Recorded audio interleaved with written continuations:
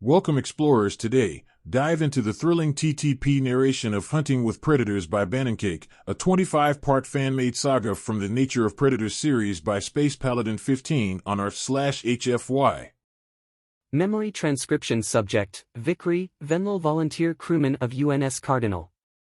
Date, standardized human time, October 29, 2136, 12 days after the Battle of Earth. We knew if we followed the road north, we might run into the Federation survivors Sigra told us about, so we agreed to go south. Very little asphalt was visible. The only indications that a road was even here were the ditches on either side and the pylons running next to it. Freezing gusts of wind frequently rolled down through the valley, and as the sun began going down, it only got colder. The sun set behind the ridge, and the moon seemed to ignite the endless expanse of ice, bathing it in a ghostly white glow. We all huddled close in the wake of the piercing winds, stumbling over each other constantly. I hadn't been this cold since we hunkered down in the storm. Sigra stayed close to Tenga, as agreed, but she seemed anxious about being close enough to a predator to share body heat. She would still flinch or gasp whenever one of the humans made a sudden move or raised their voice, and she rarely made eye contact with anyone. All things considered, she was doing shockingly well. Up ahead, I could see the silhouettes of houses and other structures. As we got closer, the moonlight revealed a small settlement surrounded by small, fenced-in plots of land. Not one artificial light glowed through the darkness. Vehicles were parked on the side of the road, buried halfway up their wheels in the snow. Doors and windows were barricaded with planks of wood. The only sound to be heard was a door on a building ahead of us, sporadically slamming into a wooden guard rail as the howling wind forced it back. The people here would have been safe from the bombs but not from the shortage of food and power. This place had been abandoned for a long time. We stood in the middle of the street for a few seconds before Tenga spoke up. "We should rest in one of these buildings." Grant turned around. "You don't think this is Hamilton, do you?" "I don't know." Reese stepped up. "We can keep going, we've been colder. We could be closer than we realize." Tenga turned to him, his face twisted with confusion. "It's gonna get worse, Reese. There's a reason we don't move at night." "Why the big hurry?" Reese's arms flopped to his side. "Because you've got rabies, Lieutenant. Your window to get that vaccine is closing. We're so close." "Oh, of course. Let's all freeze to death together out here instead." "Tenga, you're—" "I know, Reese." His eyes narrowed under his hood. "I accepted that reality when I put my arm in that thing's mouth." Reese rubbed his forehead as he looked down at the ground. After all the action of the past day, I'd almost forgotten about the virus. If his window was closing, then getting him to Venlil Prime might be his only hope. Tenga's posture loosened slightly. "One more night. You can worry about me once we're out of here." Reese conceded with a nod. We approached the house with the swinging door, and we filed inside. Grant came in last and slammed the door behind him a few times before it finally shut.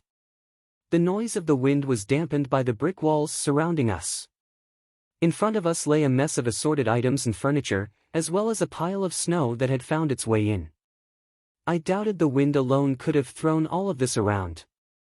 Someone else had been here. The humans crept through the large room and checked behind all the doors. The house was empty. The kitchen was stripped bare of any food.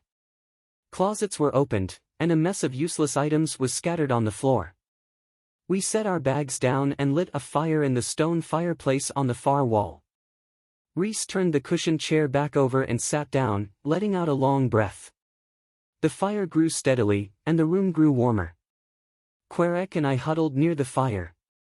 This was the warmest I'd been since we landed. Even though there was no power, food, or any other necessities, being under a roof was a huge relief. Reese got up and knelt near the fire, prodding it with his spear. "Livin' like kings now." He picked up some cookware and opened the tarp containing the bison meat.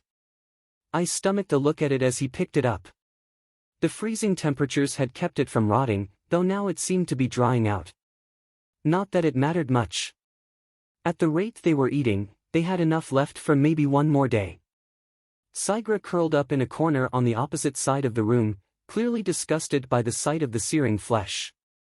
She seemed to, once again, get stuck in her own mind, gazing off at the adjacent wall in silence. Tenga approached her. The Gojit seemed to hardly take notice. He knelt down beside her, and Sigra withdrew slightly. "Where are we going?" she asked. Her voice was quiet and shaky. "You know how the game works. I get a question first."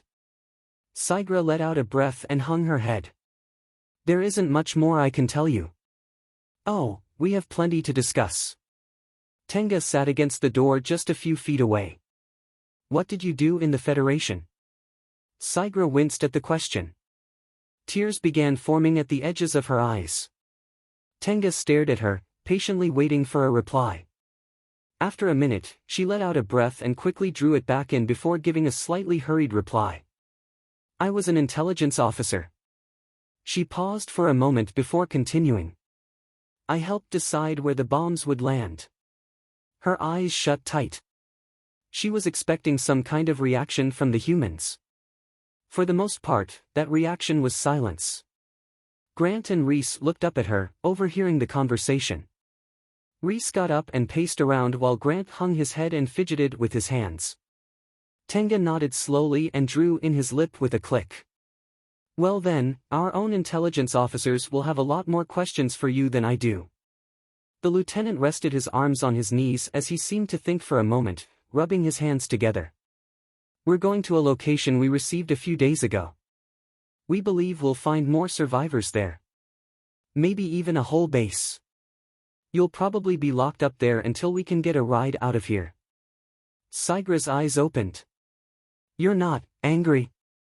Tenga sighed and looked down at the wooden floor. He was silent for a few seconds. "I guess I am." The Gojid flinched slightly, curling in on herself. "Sure, I'm angry, but being angry at you is futile. So it just hurts." Sigra's spines bristled as she looked over at Tenga. Her mouth opened slightly before she swallowed and looked back down. Tenga rested his head against the door. No amount of anger is going to change the past, but it could certainly change the future. Very soon, if it isn't happening already, this galaxy will be in the most chaotic war it's ever seen. He sighed. "I hope it'll be the last one. For all of our sakes. This predator versus prey shit has to end before it kills us all." Seconds later, the ensuing silence was interrupted by a noise at the door. Sigra shot up and bolted halfway across the room. Tenga stood and faced the door. It sounded like scratching. Everyone watched the door warily. Tenga cracked the door open slightly. He smiled. "We have a guest." He opened the door to reveal Lucky standing just outside, shivering in the howling winds. When she saw Tenga, she withdrew slightly, ducking her head down as she looked up at him. Tenga made a broad, sweeping motion with one hand as he stood aside. Crouching low to the ground, the wolf slinked past Tenga and into the far corner, curling up into a shivering ball. Her eyes were wide with caution as she scanned the room. "Why are you letting a wild predator in here?" Sigra asked nervously. Tenga shut the door. "That wild predator is Lucky. And, like I said, she's a guest. She's earned that, at the very least." Sigra was shocked. "But won't it eat us?" "Not if she isn't hungry. And even then, she'd look elsewhere long before trying to eat one of you. She'd probably just eat our food." He knelt a few feet from the canid. "What we got left of that bison, Reese?" Reese opened the tarp back up. He tilted his head and nodded. "We can spare a meal for our guest."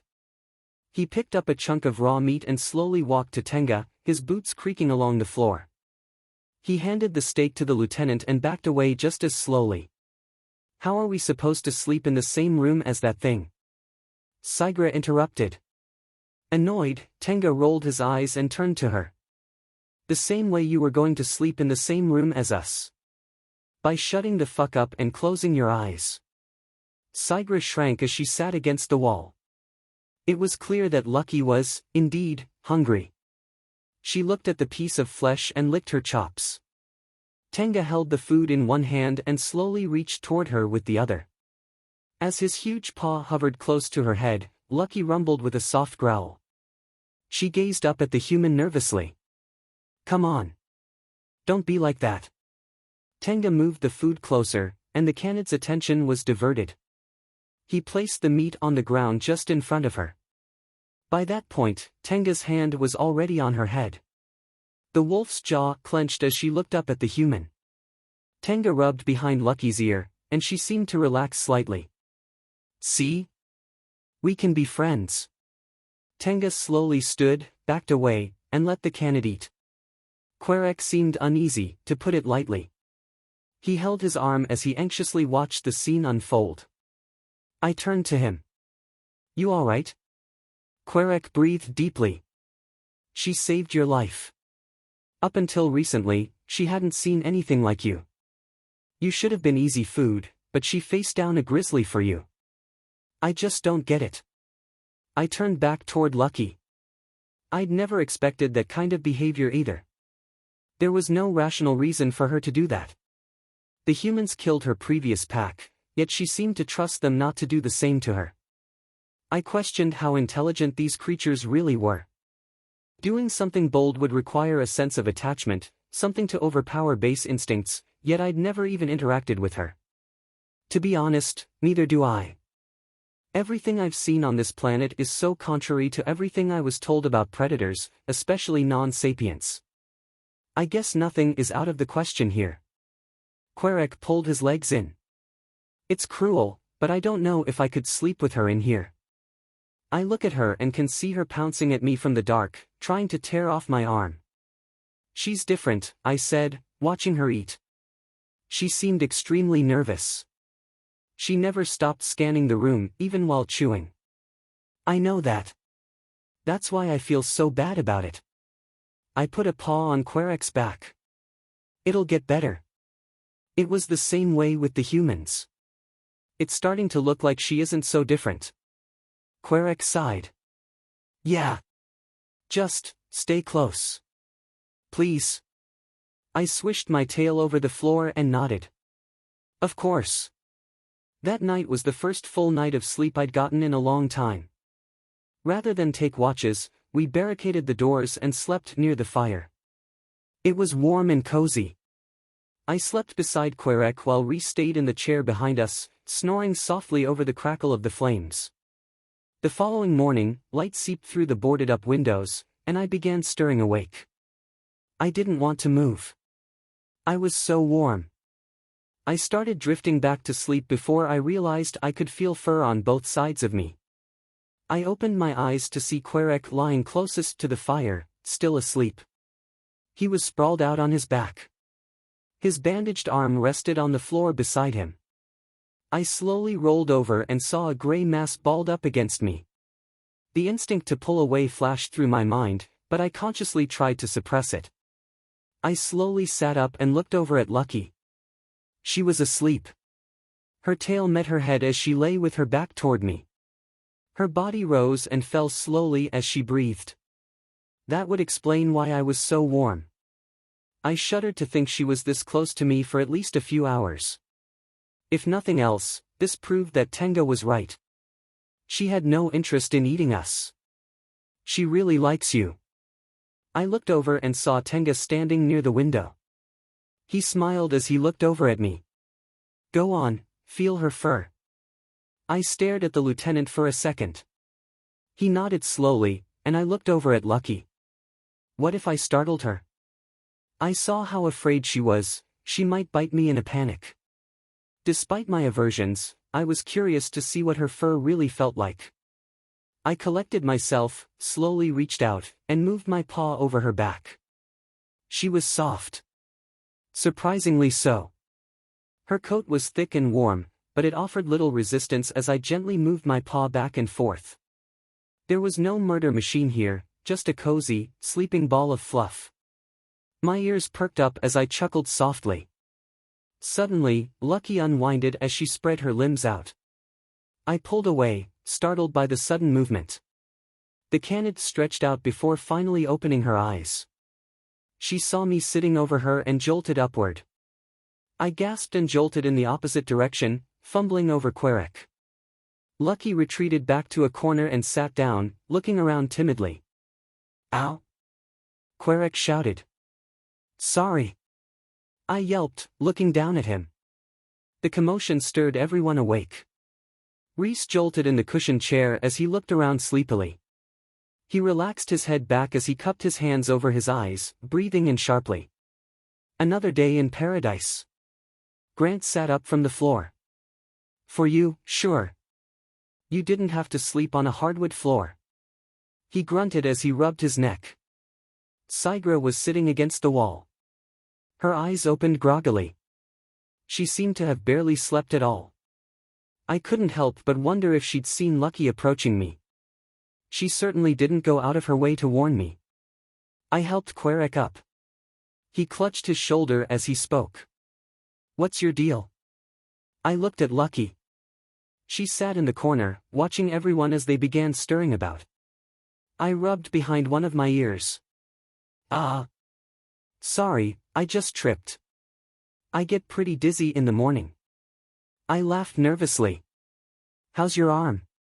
"Same as yesterday," he sighed, tugging lightly at the bandages. "I don't feel quite as sick, though." He did look a bit better. He hadn't been scratching recently, and his temperature was still going down. His arm, however, wasn't improving. His paw remained completely motionless as he moved about.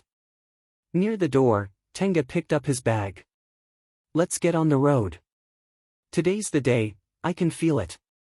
We gathered everything up and left the building, walking down the road away from the small settlement. The morning was cloudy and still. Only a mild breeze moved through the valley.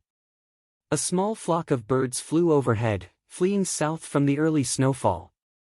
Lucky trailed behind us, diligently sniffing the ground as she trotted back and forth across the road. After a few miles, we came across a sign. It stood on two slim, metal legs high off the ground. It was covered in a thin layer of snow and ice. Grant approached and reached up with a spear, scraping away the powder concealing the words beneath. Written in white characters against a green backdrop was Hamilton 17. Tenga stood next to me, and Grant turned around. The sniper smiled. 17 miles. And we're done. Tenga approached the sign, looking up at it for a few seconds. "I don't know that I'd say, done, but that's 17 miles worth walking."